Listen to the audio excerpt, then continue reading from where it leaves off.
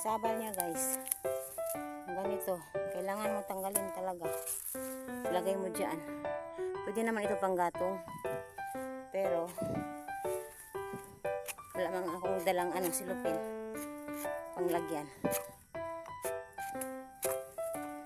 Hi guys. Ito. Magbablog pa din ako.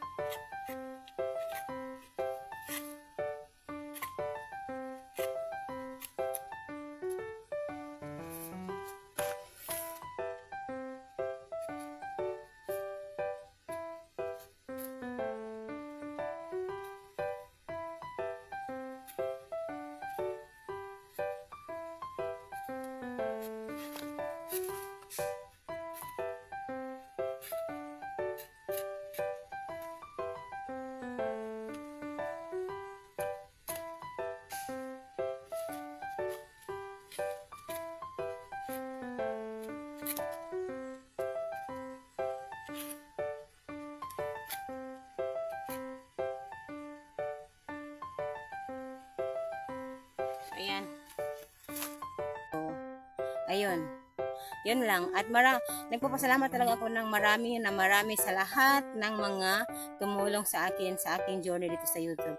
Magpapatuloy pa din po ako guys. Magpapatuloy pa din ako kung may load ako. Pero pag wala. Hirap ang buhay ko. Nagsumikap ako. Hindi ko na i-share lahat ng detalye sa buhay ko.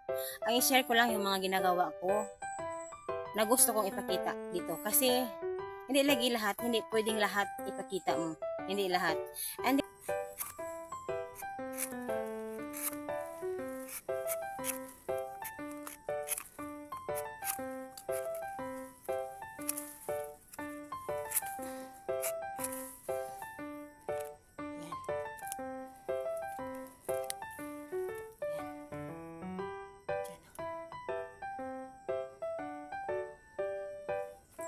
itong ganito guys, sa tulad ko, hindi pa man ako expert talaga kasi nung teenager ako, high school, meron naman kami ang goma pero nanay ko ang gumagawa.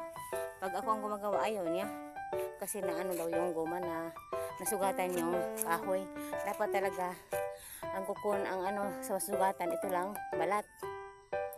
Yung kahoy dapat hindi, kasi pag yung kahoy masugatan, ang ganito ang mangyayari guys.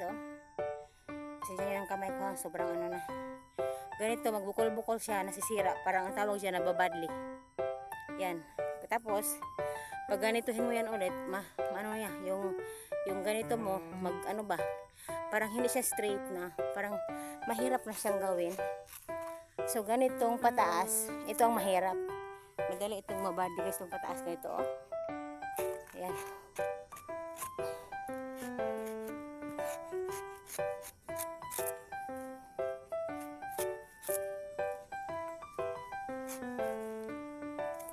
Teka muna ha.